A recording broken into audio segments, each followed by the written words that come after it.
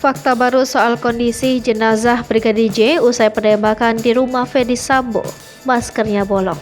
Persidangan kasus pembunuhan Brigadir J masih terus berlanjut. Kali ini sejumlah ahli dalam bidangnya turut dihadirkan untuk sebagai saksi.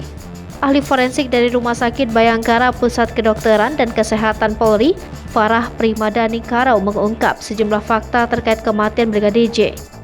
Ini diungkap Farah dalam sidang Ferdy Sambo CS di Pengadilan Negeri Jakarta Selatan.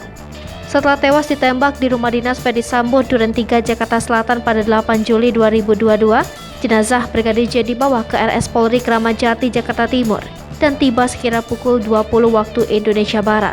Setelah mendapat surat tertulis dari penyidik, pihak Rumah Sakit Polri pun melakukan pemeriksaan terhadap jenazah Brigadir J. Farah mengungkapkan berdasarkan hasil pemeriksaan luar jenazah Brigadir J mengenakan kaos warna putih yang berlumuran darah serta celana jeans warna biru. Setelah dibersihkan, tim forensik melihat adanya luka tembak di tubuh Brigadir J. Menurut Farah, saat itu tim dokter forensik menyimpulkan waktu kematian korban berkisar 2 hingga 6 jam sebelum pihaknya melakukan pemeriksaan luar. Masker Brigadir J dalam kondisi bolong. Farah mengungkap ada temuan lubang pada masker Brigadir J saat dilakukan identifikasi. Farah mengatakan, saat jenazah Brigadir J tiba di RS Polri, tampak ada masker masih menggelantung di sekitar area wajah.